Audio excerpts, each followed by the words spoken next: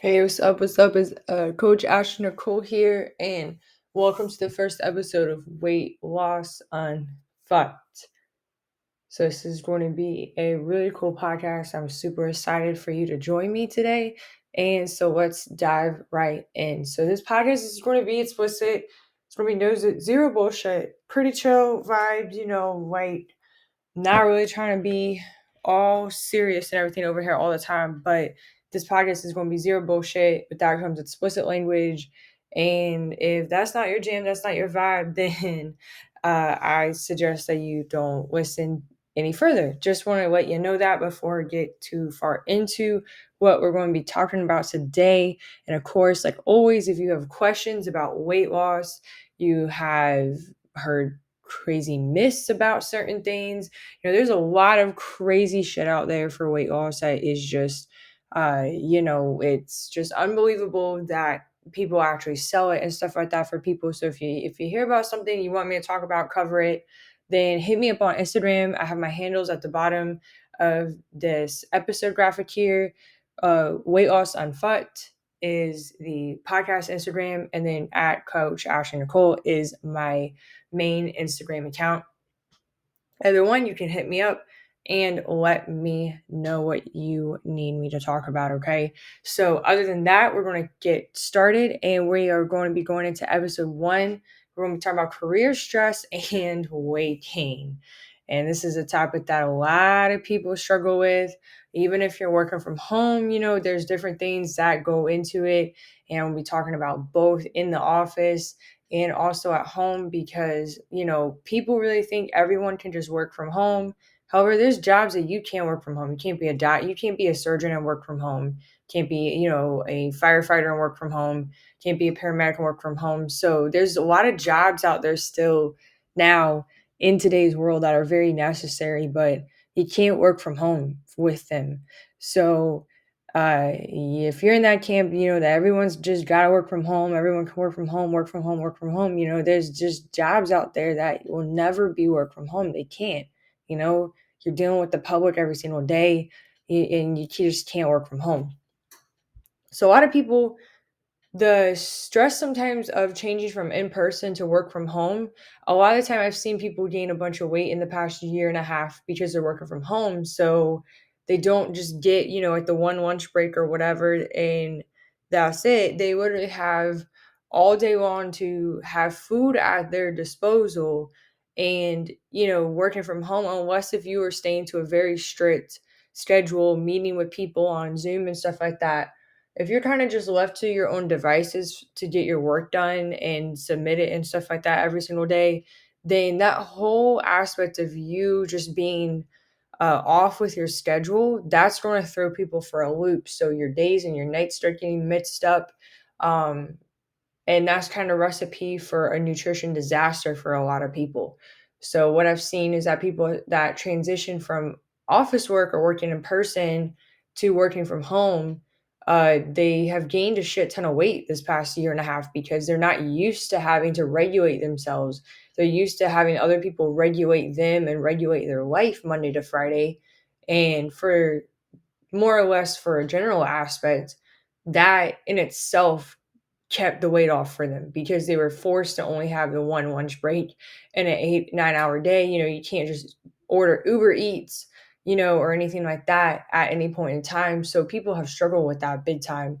Another thing that people struggle with career stress and weight gain on the other coin, for working in person, people literally, they they become so stressed with their job, and they literally cope by just eating a bunch of junk food and sugary junk. Like I've seen it all the time. People will work a job and they'll just become so axle wrapped about the job and oh my god, what's going on with it. I mean, there's been times I've had to check myself for this too because I've worked, plenty of stressful jobs before in my lifetime.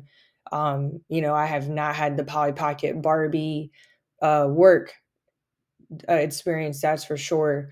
But you can't let it get to you like that. And there's been times I've had to remind myself like this. If it's like, certain number of night in a row and you're already reaching for wine, as soon as you get home from work, you got to start checking yourself with it a little bit, or it's going to start spiraling out of control. And people really just think certain aspects that are just not in their control, like how their employer is or how people react to work or all this other stuff that has to do with their job. They really don't think that it's something that is just always going to be out of their control. You can't control what other people are going to do, but you can control how you're going to react to it. And there's some things in this world that you're just not going to have control over. And how other people react, what other people think of you, how your employers want to treat you, all that stuff is out of your control. Like you can go to them and beg them for a raise. You can do all this other shit, trying to make your work life better for you. However, if that it gets to that point though, when you've literally got to start making certain things happen or not for yourself. You got to start making some decisions there. And honestly, people stay with a shitty job because is money, right? Is money coming in, money coming out, and you got to have that sort of stability. But at the end of the day, there's no job that's worth your well-being.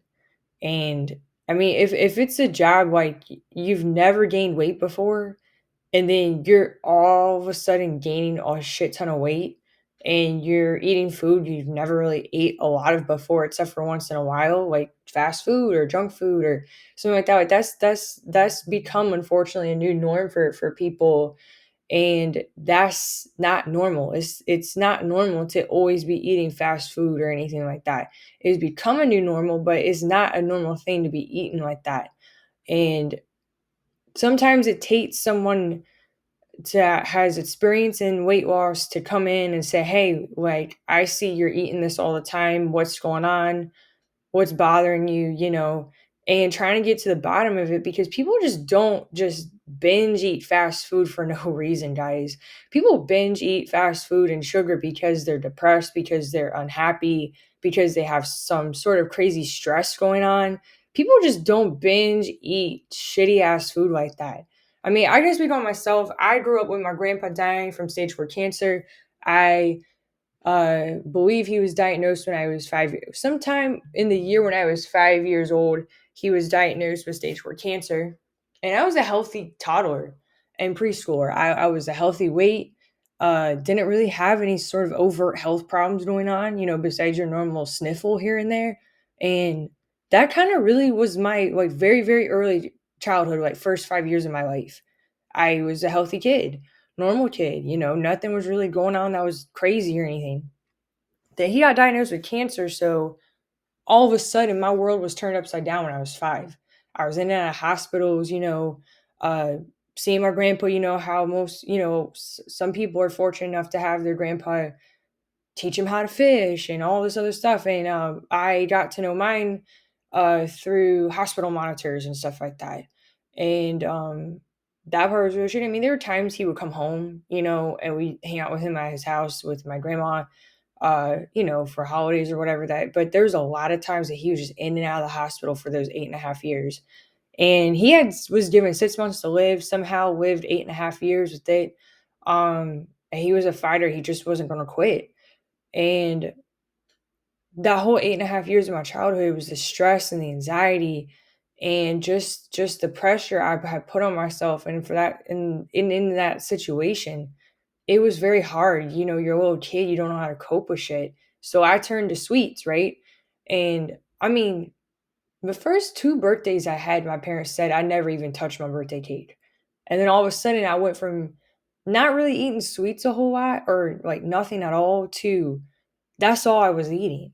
And it became an addiction for me. Like within 12 months, within a calendar year, I went from being a healthy weight, nothing really overtly wrong with me health-wise, and not even really eating a whole bunch of sweets besides the occasional ice cream cone like any normal 5-year-old does, to being 25 to 30 pounds overweight. I hit puberty at 6 years old, and most of what I was eating every single day, day in and out, was sugary junk food, and my parents allowed it. And I tell you what, there's a lot of people I grew up with that would not fly in their parents' household, But, I think at the time for what else was going on in our lives at the time, I think it kind of just slipped away because we were having to deal with my grandpa being so sick. And I think if things were different, it wouldn't have flown in their house. But it was a different situation. It was a unique situation going on. So I think that's why. But I was a kid, but I see this happen with adults all the time. Like something tragically happens and that sense of control and that sense of normalcy is gone. And then they start having habits that they used to never do. Now I was a kid, so fortunately, in a sense, it was sugary junk food and not something like alcohol or drugs. But I've seen this happen with adults too, and or teenagers even, and uh they'll have something bad happen in their life, then they'll just start using and abusing shit that they used to never even touch. Like any other day of the week, they would never have touched it, but you just start craving some sort of sense of control. So by me controlling what I was eating and having that very short-term lived dopamine hit every time I ate like a half gallon of ice cream. And I mean, I'm not exaggerating here when I say that. I was a kid, but I was eating entire boxes of cookies. I was eating entire half gallon shit things of ice cream, like you buy in the grocery store. That's what I was eating. Okay. And I mean, yeah, there was some fast food thrown in there, but the overarching majority of what I was intaking every single day was sugary junk food. So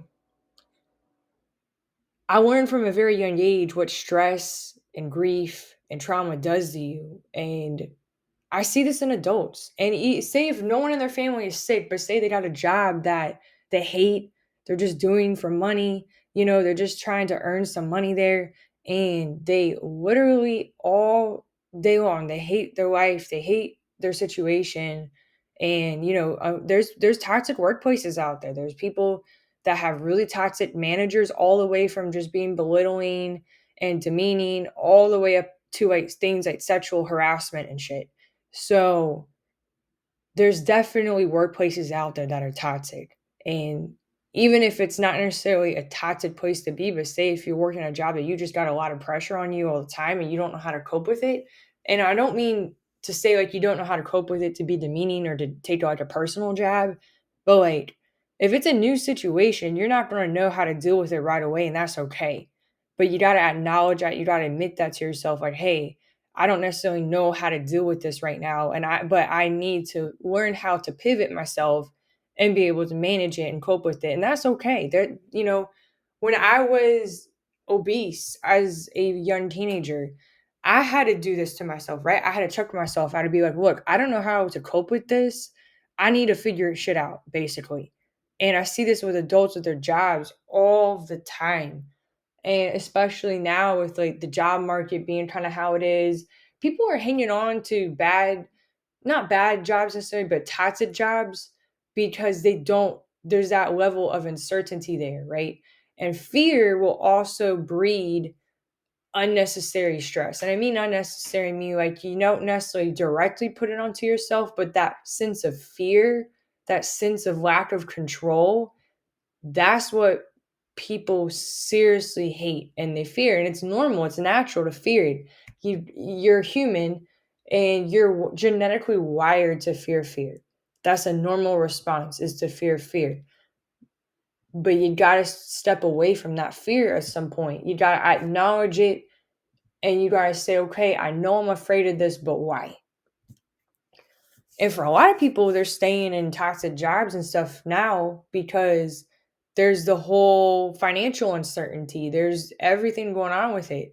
And I'm not just talking about people working, your standard office jobs, making 35K a year. I mean, there's even uncertainty in even the higher up jobs making six plus figures, $500,000. There's toxic workplaces on every level of income, guys. It's not just something that lower income people experience. It's experienced at even levels that some people can't wrap their head around when you start getting into higher management and higher up jobs making six plus figures a year. You've got all of a sudden all this scrutiny on you, all this pressure on you to perform and do XYZ and ABC and spit it backwards. And that level of pressure is just not on somebody doing an office job. It's just not there. So this isn't just some problem that is experienced by lower income people. It's experienced more often than not from higher income levels. And unfortunately, they're also the ones that have a lot of perfectionism and narcissism running through their job fields, like, coffee on an IV or some shit like that. And for you to recognize it, and not just recognize it, but then be able to be like, okay, I got to do something about this. That's completely different. But it's not talked about. It's not talked about for the higher income levels at all. It's always talked about by a lot of people sharing memes and shit on Facebook that are the lower income levels. And if you don't recognize the stress that you got, either indirect or direct, then you're going to stay stuck. You're going to keep gaining weight. You're going to still be turning to sugary junk food and fast food and all this shit, right? There's a lot of people that make a shit ton of money a year, but their personal health is shit. Their mental health is shit, you know? And it's like you got to find the breaking point, and that turns into a giving point. Basically, something's got to give eventually. And I've seen this in people, even, personally. They went from being extremely fit, extremely healthy, health conscious, great shape, but et cetera, et cetera. Then they went from that to completely letting themselves go, eating like total shit every single day. They went from being very health conscious to eating goddamn McDonald's every day. And shifts like that just don't happen overnight, right? Then people just don't change drastically like that, one way or the other, or vice versa from the situation I just described. People just don't change like that overnight, or because they just want to wear like a cute clothing or something like that. People change that drastically and that sudden, not suddenly, but that 360 or 180 just change. I mean, you don't just change your whole life like that overnight. It has to be a very persistent phenomenon going on in your life, right? You have to become deeper into your career. And sometimes not, but a lot of times it's when you've been in it for a while, and just your overall life satisfaction turns to hell, and your overall satisfaction with yourself turns to hell. And then you start dipping into stuff like fast food and junk food and sugary junk food that a health conscious person wouldn't touch with a 10-foot pole. And people just don't change like that. It's not just about trying to fit into cute clothes. It goes deeper than that. It goes deeper than most people ever want to talk about, because it becomes uncomfortable. So that's exactly why I made this podcast, to talk about this shit, because no one fucking talks about this shit, right? Everyone in the weight loss industry just wants to be like little Barbie dolls and say, "Oh, I want to wear my Gymshark or whatever." And it's like, it goes beyond that, honey bun. It goes way beyond your goddamn Gymshark shit and all of that. It goes into layers that a lot of influencers don't ever want to be vulnerable to, because it's being vulnerable and they're afraid people are going to judge them. When in reality, you can be standing in a room with like 500 people, and there's probably going to be 5-10 other people that at least that amount will be experiencing something similar that you have had at some point. And it's just the human factor. You can't take the human out of being human. And humans sometimes put unnecessary stress on themselves. They put unnecessary perfectionism on themselves. They put unnecessary a lot of things on themselves. And you're not perfect. You're not going to be a perfect president, vice president of a company. You're not going to be a perfect CEO. I'm not a perfect CEO of my company. I'm human too. Like there's days, where I gotta take a hot minute to figure out what I'm gonna post or whatever. It's not like I have everything always figured out 24/7, 365 days a year. I don't. I'd be lying to you if I said that was true. And my company's not perfect. No company is perfect. Nobody's company is perfect. And I think a lot of the time corporate America will be putting so much pressure onto people to be somebody that they're not, to run something that they know is not going to ultimately help them. And it takes a very, very strong type of person to recognize that, acknowledge that, and then not just those two things, but also take steps forward into recovering from that. And it's not an overnight thing. It takes months to years to for that process to happen. And sometimes you even got to switch careers. There's a lot of people, they were either in medicine or business or something, yada, yada. And it just wasn't for them. It just became not worth it. There's been a lot of nurses quitting because of the whole pandemic situation. It's not for them. It's the cons of the job and the career itself start to outweigh the pros.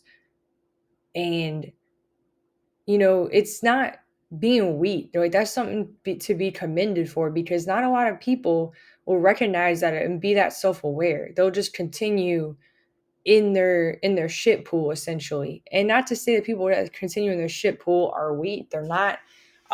It takes sometimes a certain level of awareness to realize what's really going on. And it's not easy. Sometimes you're kind of blind to it. Sometimes you just don't really know exactly what's going on with it.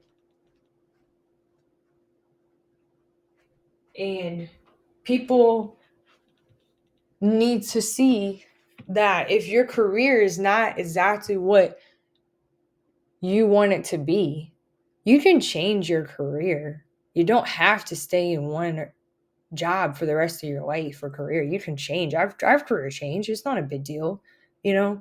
But a lot of people will be staying in their jobs now because of the pandemic, and I understand that. But my best advice for somebody that is experiencing weight gain and stress and emotional eating and all of that terrible shit from a job, and they want out, but they don't know how to get out of it, my best advice is find something you can do part-time, to test drive it. Don't quit the money for, necessarily, because, you got to support yourself and all that.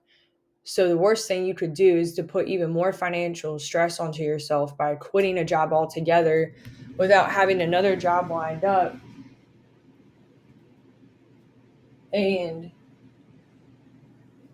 the next best thing you can do for yourself is try new jobs, try new careers, do something part-time, some days in your free time, a couple of days a week, test something out, see if you like it, you know but that way you're not already going to be making a bad situation worse.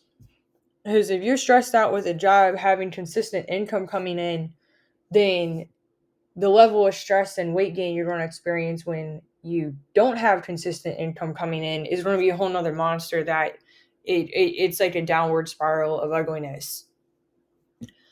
So that would be my best advice to somebody out there struggling with that. And now, how can you tell it's your career causing the weight gain and not anything else? Well, it can be hard to decipher, but ultimately it's best to leave it if there's no resolution in sight.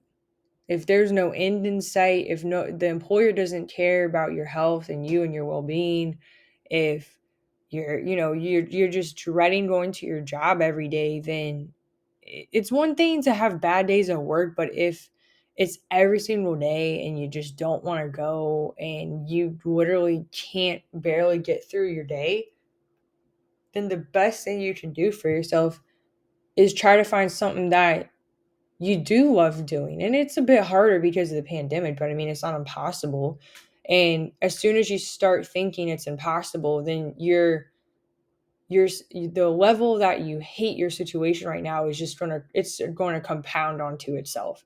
So if you tell yourself something's impossible to get out of, and you're already extremely depressed, you're gaining weight, you're eating a bunch of junk food and fast food because you're depressed, because you hate your situation with your career, and you start telling yourself it's impossible to find another career at all, then that's going to be something that is just going to compound your depression. It's going to compound how much you hate your situation. You're going to be eating even more junk food and more fast food to cope with those feelings. So don't tell yourself it's impossible. It's possible. It's just not going to be an overnight thing. It may take a few months. It may take a year. It may be a year from now. And that's okay in a sense. You got to keep the bigger picture in mind. You got to be in it for the long haul. And you can't let up on making yourself a priority, right? Everyone wants to say, oh, it's selfish or whatever. It's not selfish. You got to put yourself first in every situation for the most part. You got to think about yourself. There's no job out there that's worth it, right? There's no job that's worth out there putting yourself at risk for pre-diabetes, to become a diabetic. There's no job out there worth having, premature arthritis because of your weight. There's no job out there that's worth having coronary heart attacks because you're eating fast food clogging your arteries every single day. There's no job out there that's worth it. Like at all. There's just no job out there that's worth it. And if you needed to hear that, there you go. There is the truth bomb dropped on you right there. And I am going to be wrapping this up here in a minute. And I just want to put it out there. If you have questions on this, if you hate your career and you are trying to find another career, you're stuck, you're gaining weight, you're miserable, you're depressed, please reach out to me at Coach Ashley Nicole on Instagram. That's my main Instagram for my coaching business. And I also have the podcast specific Instagram at Weight Loss Unfucked. You can say hi on either one, and you can say hi on both if you want, and hit me up on either or. That is cool with me, and I look forward to hearing from you soon. So until next time, I'm Coach Ashley Nicole, and this is Weight Loss Unfucked.